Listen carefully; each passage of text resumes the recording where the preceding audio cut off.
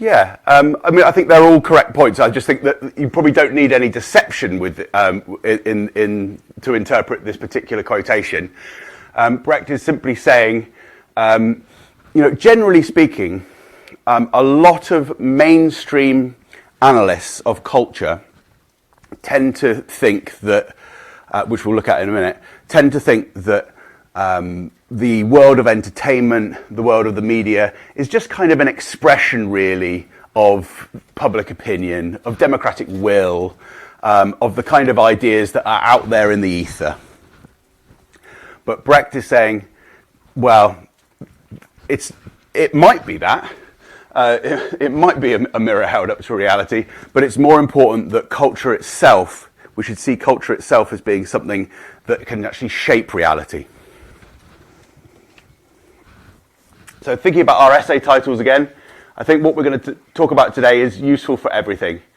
Not directly so, the propaganda model, but this relationship between war and popular culture in particular, how wars are reported and understood in particular in the 21st century, whether propaganda is best understood as a theory, an insult or a technical term, or indeed whether wars, the extent to which wars are socially constructed. So I'm going to go through three sort of standard positions. Don't worry, they're not technically called position A, position B, and position C. No one's theorized that as something you have to remember. But here are three ways of understanding the world of popular culture and how it discusses international affairs, how it discusses politics. So if you look at some of these mainstream theorists, like John Fiske, David Morley, Andrew Higson, and as I've put here, everyone in the mainstream, really, every mainstream newspaper commentator, they will talk about popular culture, cinema, television, live performance, video games, anything screen related. They will talk about it being effectively just reflecting public attitudes. So the kind of ideas, the kind of politics or the kind of ideology embedded within those products is basically just reflecting what the public kind of thinks anyway. So they're going against Brecht's idea. They're basically saying, yeah, it's not a hammer with which to shape society. Basically, it's just, culture doesn't matter that much because it just shows us kind of what the public's thinking. Now, I think we should resist that idea, at least to some extent. This is position A. So John Fiske says, popular culture reflects what audiences already find meaningful, emphasizes audience interpretation over top-down control. So in other words, what the audience thinks when you are playing a particular game or whatever it is, it's them that's really driving what's happening. Who really cares how the producer of the film or whatever has, what kind of ideas they've got and how they've constructed things. David Morley, film critic, says talks about reception studies and says that audiences interpret media in diverse ways. And war narratives don't land uniformly or predictably. In other words, even if film producers do try and produce, things that are very favourable, say, to American foreign policy, audiences aren't going to respond in that way anyway. And Andrew Higson, similarly, cultural texts often mirror national identity debates rather than create them.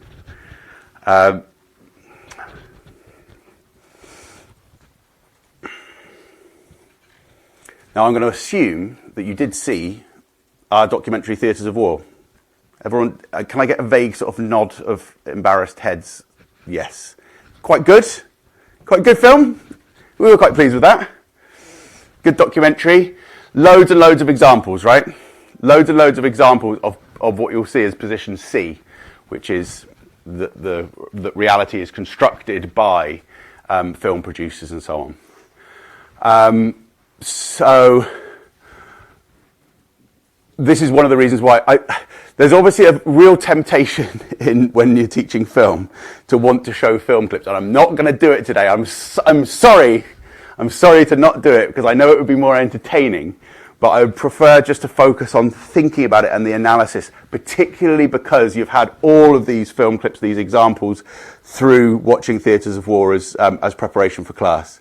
So that goes for you guys as well, up there in the camera on your Panopto, sitting around in your pajamas. You're also not going to be getting anything on this. You can take a break. You can take a break and have a coffee and go and watch your Top Gun 2 in the middle of this when you're pausing it. But these guys here are having to suffer in the room. So I keep forgetting these guys' names, but can you remember these guys from Radio 2? I think they're Radio 2. I don't know if you guys will know them anymore. Is it Simon Mayo and someone?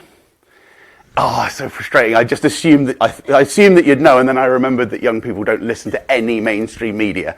But I think it's Simon Mayo and I've forgotten his name. Mark Commode, is it Mark Commode? Mark Commode, yes. So when Top Gun 2 came out a couple of years ago, those two on the most sort of mainstream criticism show on radio basically said about people like me and people like Professor Roger Stahl, they basically said, this is not a propaganda film for the American government. Yes, of course, it shows American jets in action, but really it's all about the audience. It's all about the pleasures of genre. Yeah? It's about remembering Goose or whatever that character was from Top Gun 1 from 1986. It's about Val Kilmer, and it's about brotherhood, and it's about Tom Cruise being a hero, and it's about and so they love the film. They're saying this is an amazing film. It's a beautiful film. 5-star reviews. Actually, the Top Gun 2 got brilliant reviews.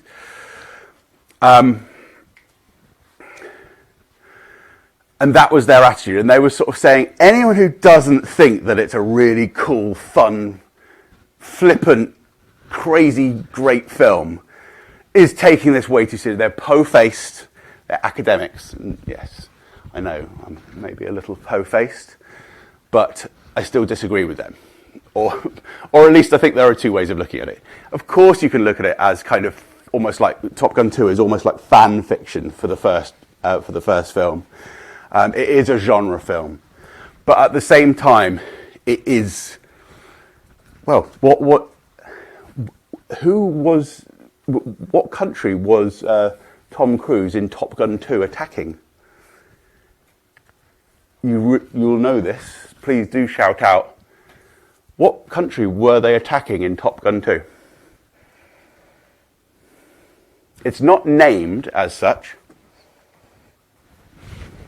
If you saw the film, you should have remembered this. No. Please, go on. It is very much Iran. You're not aware of this. So where these guys, BBC Radio 2, where these guys are saying, this isn't political, it's just a fun film. People like me, academics who are political economists, are saying, even on a representation basis, this film is about a bombing campaign to take out the nuclear weapons facilities of Iran.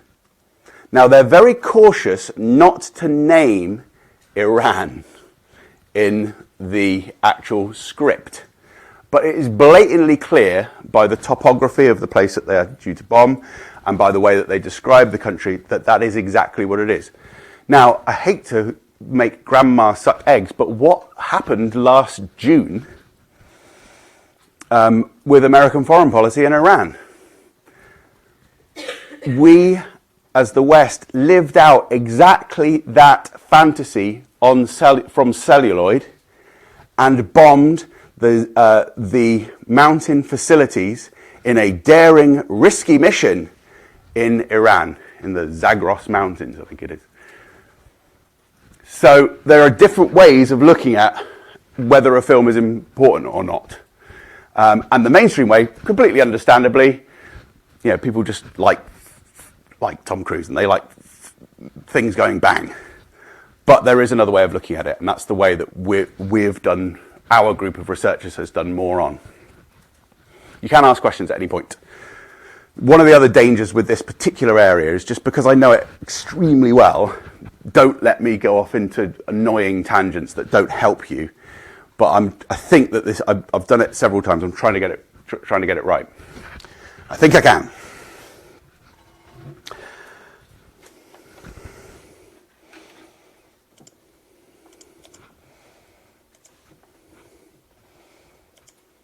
Oop. Yeah, there's a Mark Cousins and there's a Mark Commode. I think that's Mark Commode. That's Tom Cruise when he was young. Then there is this second perspective on films, which is position B, popular culture as a contested battleground. Now this is, I wouldn't say this is mainstream as such, but a lot of academics go down this route. And it is completely fair enough. Stuart Hall was a brilliant media analyst, dominant. He went to university, one of the most influential media analysts in the world. I won't go into exactly what he was talking about, because I think it's a slight distraction, but he went to the University of Birmingham. It was called the Birmingham School of Cultural Studies. And that's basically what he set up.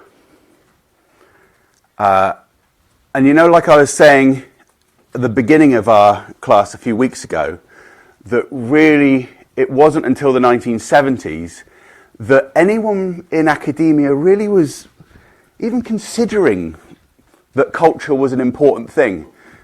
Brecht was talking at the beginning of the 20th century, and he was saying, yeah, art is a hammer with which to shape society. But at the same time, just because Brecht was saying that, there weren't the academic institutions, there weren't the academic theorization around that really until the 1970s. Obviously, historians and analysts and journalists weren't idiots in the 1920s. They knew what was going on. But the architecture around things like film studies, media studies, cultural studies did not exist until the 1970s. And that's partly because of a political shift. Because in the 1960s, with the rise of the anti-Vietnam War movement, there came a load of other things like an emphasis on culture, an emphasis on the rights of women and minorities. And so these disciplines rose up in academic culture that changed the way that universities, that intellectual culture function. Stuart Hall was a really important part of that. Stuart Hall was a black man who lived in Birmingham and created the whole idea of how we understand reading texts. And basically what he did, it sounds kind of obvious now, because it is obvious, and he was just a straightforward guy. But he basically said, look, there are meanings encoded into texts, into anything that we look at, whatever, a movie, whatever, and we can read that either against the grain or with the grain to try and to draw meaning from it. John Story said something similar. Popular culture is where power, resistance, and identity intersect. There's a theorist who's often on the list of top 100 liberal professors you've got to hate on all of the right-wing websites, called Douglas Kellner. And people like Susan Carruthers and Marita Sturken. And they're all basically saying that, look, culture, every movie that we watch, every video game that we play, every novel that we read, is basically part of a contested ideological landscape. Douglas Kellner, when I first did my PhD, he was one of the really, really important, influential texts for me. He did I won't go into it in too much detail, but he did a book called Camera Politica in the 80s. Basically what he was saying is that culture changes over time. That in the 1950s, there were very conservative movies that were coming out of Hollywood, and this was reflecting the early Cold War. And then he said, over time into the 1960s, this changed, and movies suddenly became very liberal, and this was reflecting what was happening in society, the contestation in society over the Vietnam War and so on. And then he said by the mid-1970s, there'd been a turn away again from that liberal consensus, and you started to get the kind of that idea of I'm trying to think what cultural reference you might get, but I don't know if you know Clint Eastwood and Dirty Harry, like the sort of bad guy cops. So those kind of shows became really prevalent in the not just shows, but films as well. Became much more prevalent in the 1970s. So things were going from left to right, from liberal to conservative, in cycles like this. And he was saying these cycles are kind of reflecting the way that society, what's happening in the real society. The Dirty Harry movies are the one. Clint Eastwood's still alive. I mean, I don't know how famous he is these days, but he's still making movies. About 98 now. That's the famous one where the criminal's running away, and he sort of goes around just blowing away criminals. He's a cop, but you know, if you're in the 1970s and you're a cop, you're on the movies, you're allowed to blow away the criminals because they're criminals. And that's that famous line about, you know, I can't remember, I don't know if I can quote it, but you're trying to remember if I've shot 5 bullets or 6. And so I say, I can't remember. You've got to think whether you're lucky enough or not. And of course, the criminal is not lucky enough because he's only shot 5, and the 6th goes through his head. So these are kind of right-wing, harsh, you know, got to clean up society. You know, Donald Trump will have grown up on those kind of movies and loved it. And then into the 1980s, this right-wing Reaganite-style movies continued, and I'm sure you're aware of film series like Rambo and the Rocky films, which have had a legacy that have gone into our sort of current era as well. And these were sort of hyper-masculinized films that were reflecting the Reaganite foreign policy.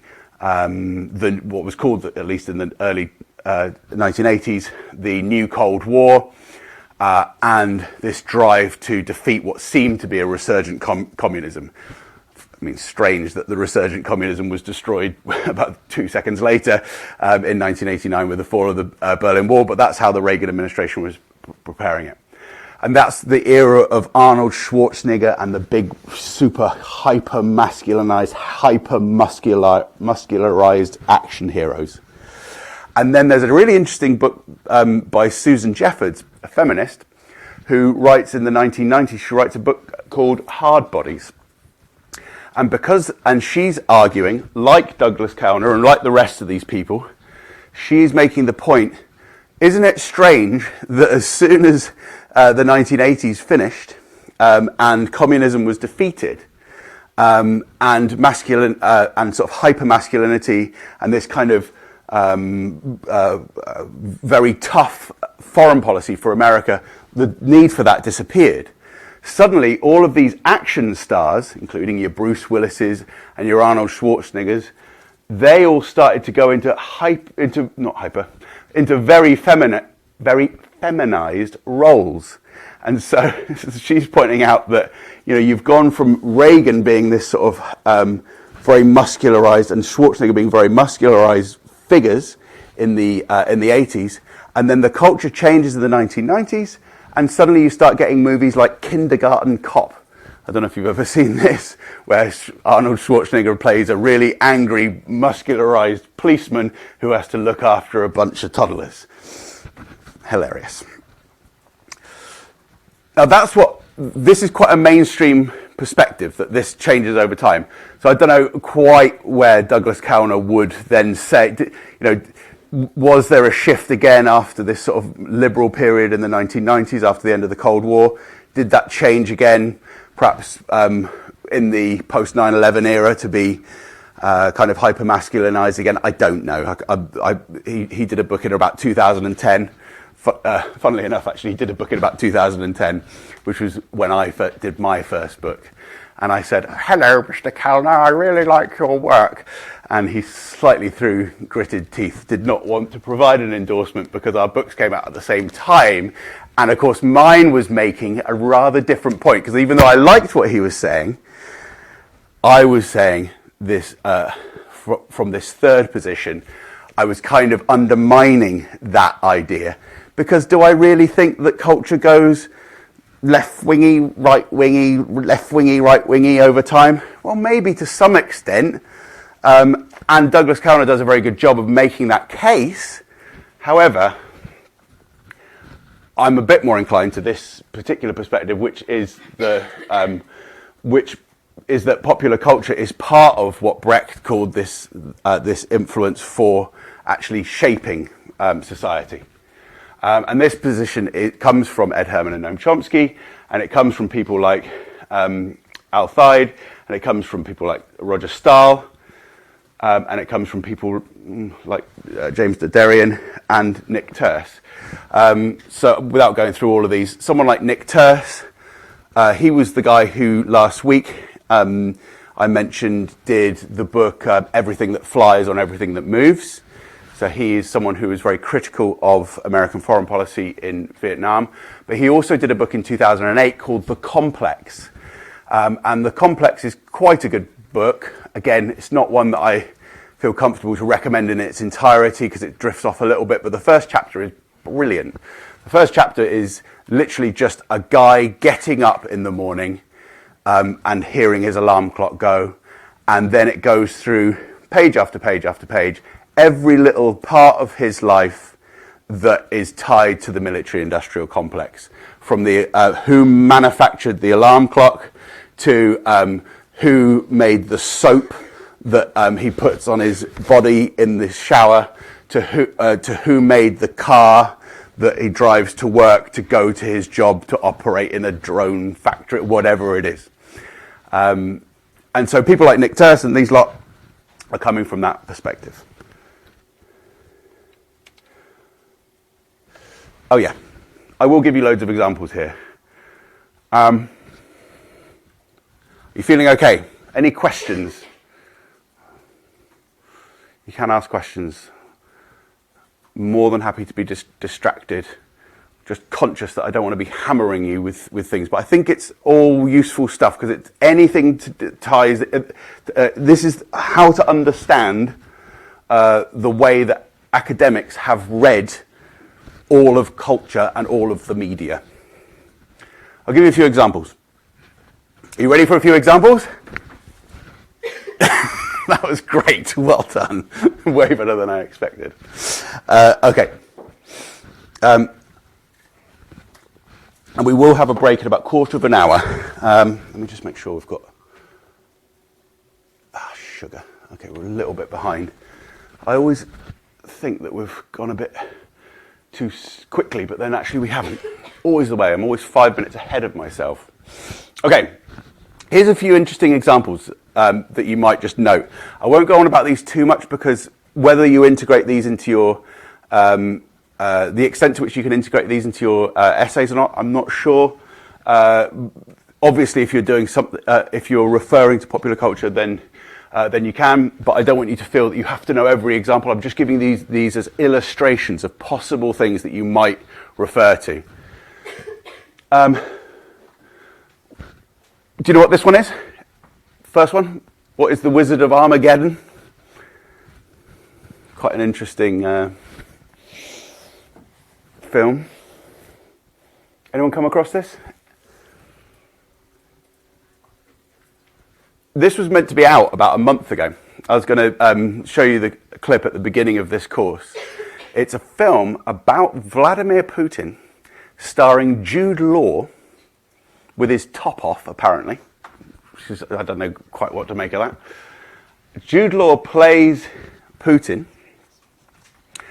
And who do you think might be the Wizard of the Kremlin? I've forgotten this actor's name, but I think you guys might recognise him because he's Can you know what's he called? Paul Dano. Okay, yeah. So Paul Dano, I think, is playing. Putin is not the Wizard of the Kremlin. I think Paul Dano is playing the Wizard of the Kremlin, and it is literally a film in which the Wizard of the Kremlin is the Surkov figure, who I mentioned, I think, in the first week. And Surkov is the guy who the major proponent of flooding the zone. The guy who came up with the idea of, or the major proponent of, throwing out loads and loads of stories all the time as a strategy of government to confuse everybody all the time, which is literally exactly what the Trump administration strategy is all the time, coming from Steve Bannon. The idea to confuse your public at all points, flood the zone. And so the Wizard of the Kremlin is literally this character, Surkov, a major figure. Well, actually, I say major figure. I think that might be a bit. They've exaggerated him a little bit for the sake of the movie, but a figure who was a major proponent behind that kind of idea, including things like, well, this week we'll fund an opposition group, even though they oppose us, and then we'll fund this group, which is ours, on our side, and then we'll fund this competing opposition. So whatever it is, it's just creating confusion all the time as a strategy of government, creating a kind of vaudeville circus-like world where no one really understands what the truth actually is, which is a very kind of postmodern way of imposing your power in society. And when we get to, I think it's next week, when we look at the neoconservatives, we'll look at that documentary, which is a really very good documentary by Adam Curtis, where he talks about this exact strategy. But one of the interesting things about Wizard of Armageddon is it hadn't come out. I wonder why. Maybe because it's politically still really awkward to do a film about that conflict, high-profile movie, and they're waiting for the right time. That's all I can think. There's been very little about it in the press. But I suspect that they're thinking that they're not going to get a good reception from the public or from the media if they release it. It's already been released at festivals about a year ago, but they have not found a window to release it for general release, either to the cinema or to streaming or whatever. And again, that's an indication to me that these kind of entertainment products are actually quite important. They're politically sensitive. You can't just be like, oh, it's just a film about Putin. Everyone will be okay with that. We'll make $50 million out of that. You're not going to, unless you time it right and get that strategy correct. So that's quite an interesting one. Do we know what film I'm referring to here with this lady at the top? Recognise that still? You can shout out. No? She's playing a president. Don't Look Up. Did you recognise that? Yeah. Why do you think I've put Don't Look Up in there? I shall tell you. Don't Look Up was out about 3 years ago, was it? Netflix. And it's about an asteroid coming to Earth, if you've not seen it. It's quite a funny film, really. I was going to say it's a painfully thin metaphor for climate change. But it's not painfully thin as in it's a bad idea. It's just it's a comedy. And the asteroid is about to hit, but society as a whole, American society, is too distracted by doing other things, trying to make money from the asteroid, trying to mine the asteroid, watching the Super Bowl or whatever it is. Anyway, good movie, liked it. I think I was probably the only person who stayed to the end of the credits. And what do you find at the end of the credits? You wouldn't believe it, but with thanks to the Department of Defense. Why might the Department of Defense have been interested in this, and what kind of changes might they have made?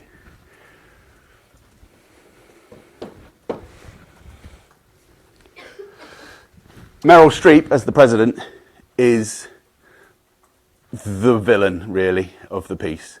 The military itself come off not okay exactly, but there's damage limitation in terms of the representation of the American military in the film. So the civilian leadership is shown to be the total idiots and the total nightmare, and the American military are not quite as badly depicted. Now, we don't know exactly what the script changes were on that, but I'm just pointing out that it is a thing. It was one that no one really knew was the Department.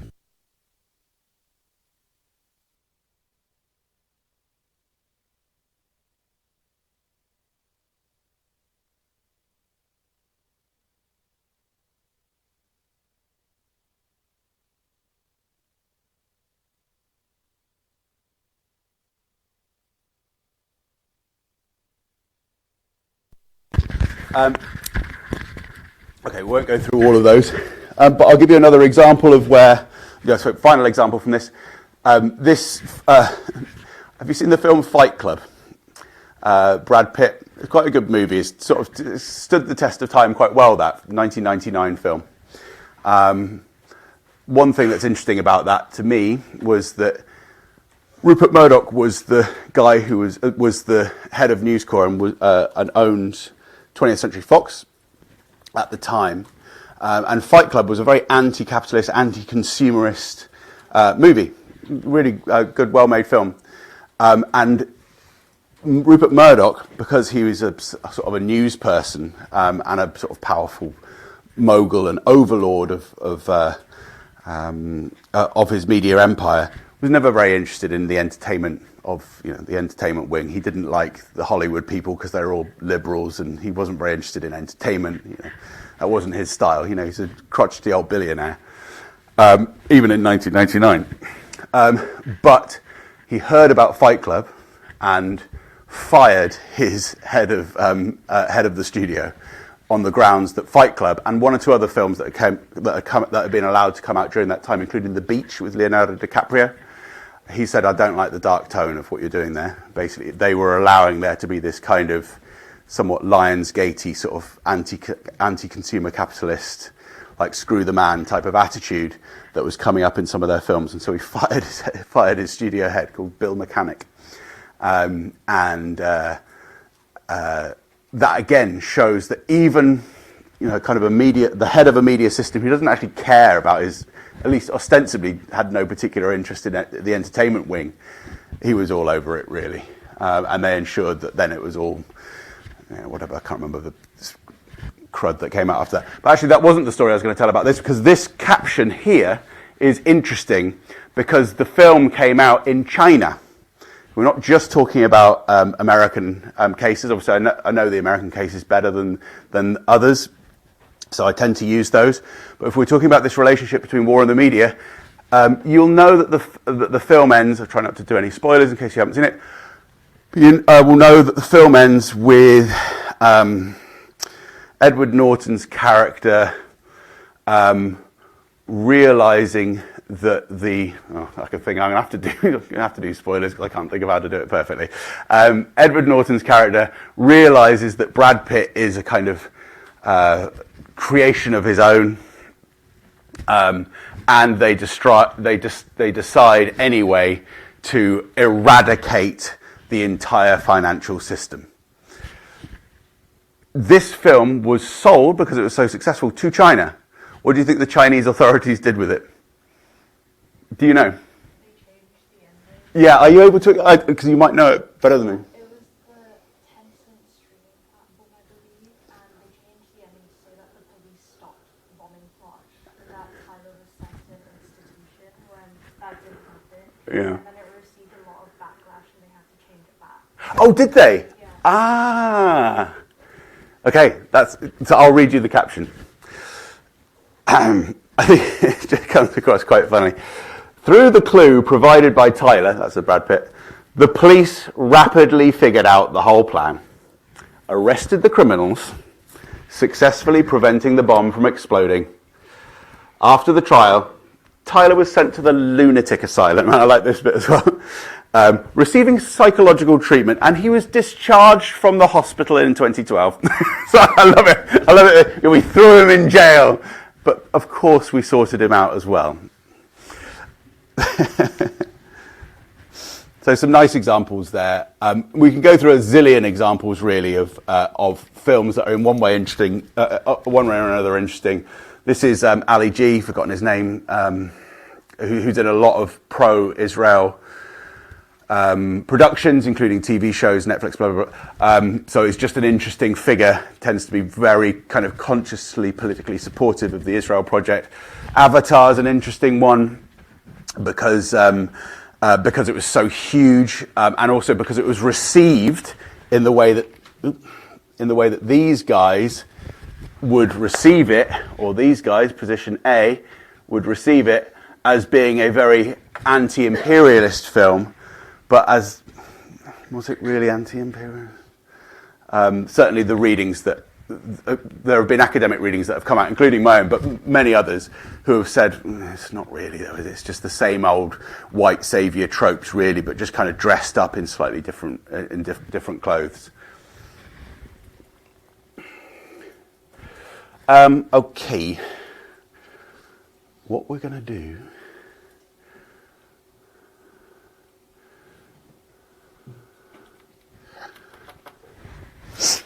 Right. Learn my lesson from timing. We're not going to bludgeon on for another 5 minutes